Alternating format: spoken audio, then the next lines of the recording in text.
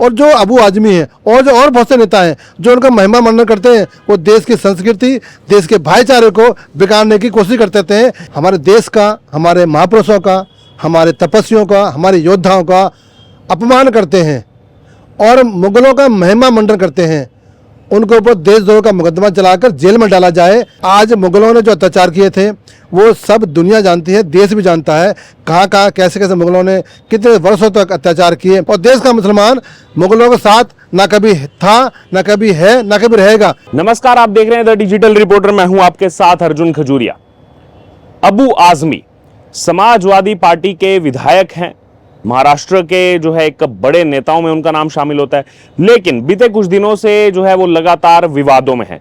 दरअसल आपको बता दें, कुछ दिन पहले ही उन्होंने औरंगजेब को लेकर, मुगल जो शासक था औरंगजेब, उसको लेकर के कहा कि मैं तो मुगल शासक औरंगजेब को क्रूर मानता ही नहीं हूं, उन्होंने तो मंदिर बनवाए हैं। जिसके बाद से विवाद उत्पन्न हो गया, लगातार विरोध प्रदर्शन हुआ, FIR भी दर्ज हुई और अब जो है विधानसभा से भी यहां पर निलंबित कर दिया गया है इस बजट सत्र के लिए अबू आजमी को। इसी बीच अखिलेश यादव का दर जो है उनके लिए वो भी जलका। लेकिन अब उत्तर प्रदेश के मुख्यमंत्री जो है योगी आदित्यनाथ, उन्होंने भी हिदायत दे दी है कि अगर हिम्मत है अखिलेश यादव में तो जाकर के निलंबित करें, या फिर अगर वो इलाज नहीं कर सकते तो उत्तर प्रदेश बुला लो, हम इलाज कर लेंगे। आइए बात करेंगे इस मुद्दे पर। हमारे साथ इस समय मौजूद हैं एहसान खान, पसमंदा मुस्लिम समाज राष्ट्रीय उत्थान समिति के जो राष्ट्रीय अध्यक्ष हैं। एहसान जी, स्वागत है आपका हमारे चैनल पर।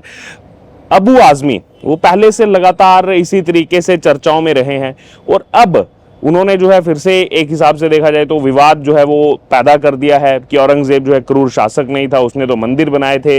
ये छत्रपति शिवाजी महाराज और औरंगजेब के बीच जो लड़ाई थी, ये जो है पॉवर टसल की लड़ाई थी, ये जो है यहाँ पर संपत्ति को लेकर के लड़ाई थी। तो कैसे देखते हैं आप इन सब चीज़ों को?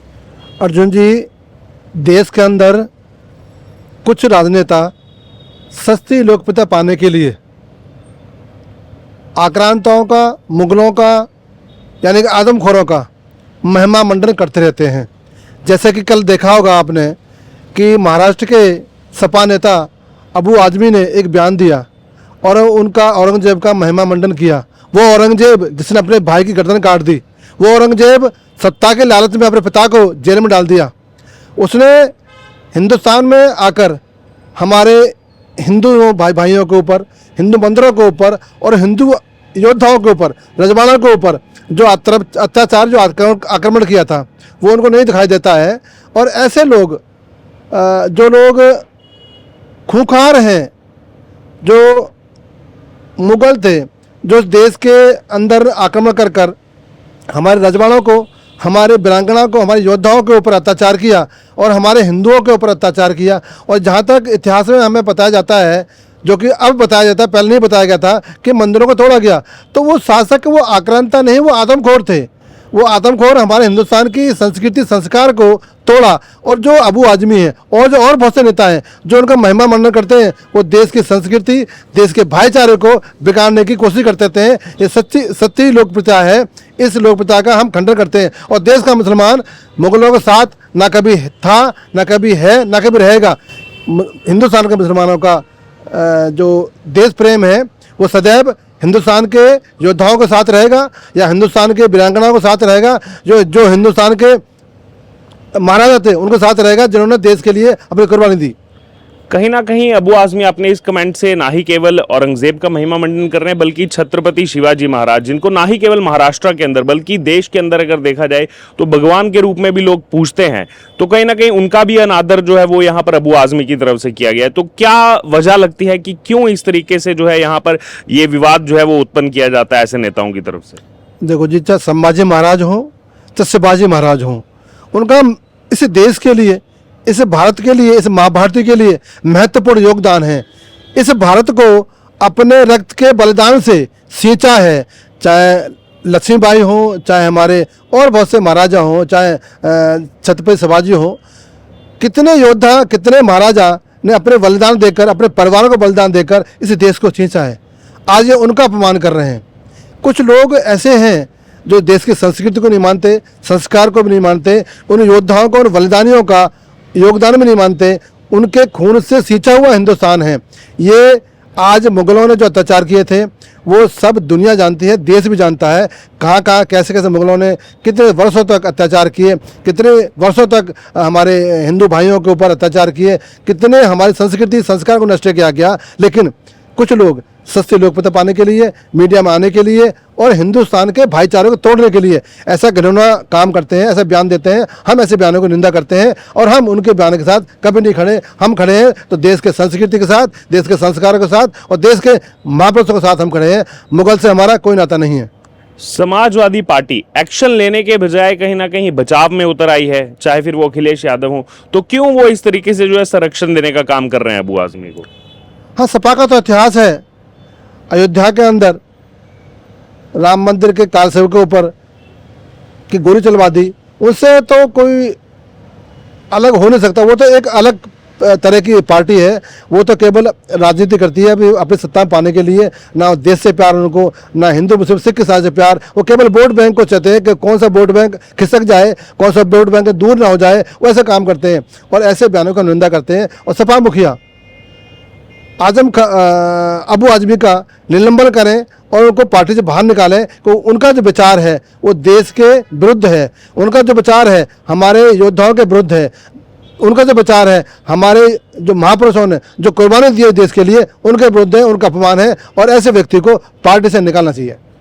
लेकिन उत्तर प्रदेश के मुख्यमंत्री जो है योगी आदित्यनाथ, वो अलग तेवर में नजर आ रहे हैं। कह रहे हैं कि अगर जो है आप एक्शन नहीं ले सकते तो एक बार उत्तर प्रदेश बुला लीजिए, हम इनका बहुत सही तरीके से इलाज कर देंगे।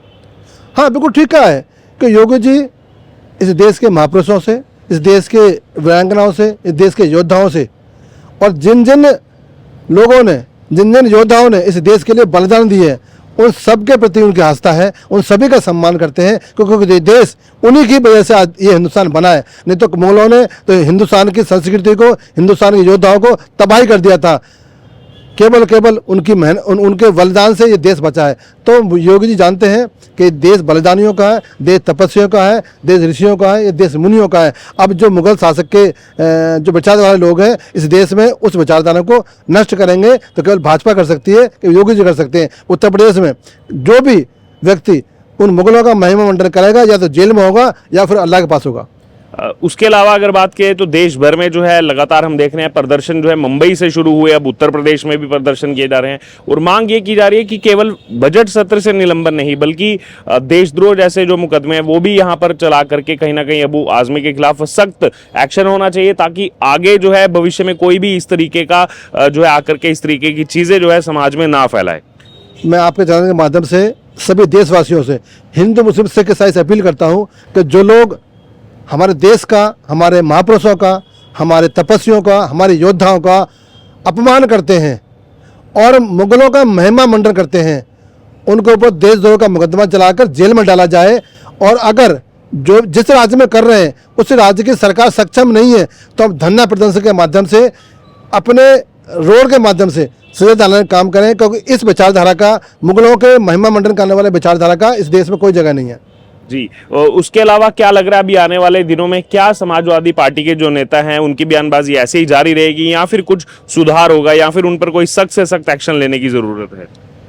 ये मोदी जी को, अमित शाह को सोचना पड़ेगा कि जो भी पार्टी के नेता हैं अगर वो ऐसा बयान देते हैं, अगर मुगलों का महिमा मंडन करते हैं, चाहे किसी पार्टी का हो, उनके खिलाफ सख्त कानून कार्रवाई होनी चाहिए। औरंगजेब के बारे में तो हमने जो पढ़ा है, जो चीजें हैं कि सबसे ज्यादा क्रूर शासकों में जबकि औरंगजेब का नाम, जो अपने भाई का नहीं हुआ, जो अपने पिता का नहीं हुआ, तो हमारा कैसे हो सकता है?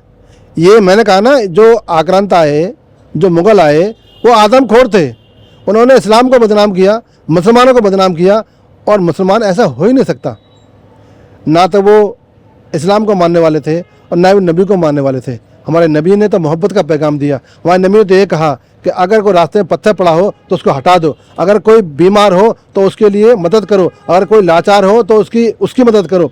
तो ये लोग तो इन्होंने अत्याचार किया और इस्लाम के विरुद्ध काम किया। ना तो इस्लाम को मानने वाले थे और ना ही मुसलमान थे, ये आदमखोर थे। मैं तो केवल ये कहता हूँ, आदमखोरों का महिमा मंडन करना इस देश का विरोध है।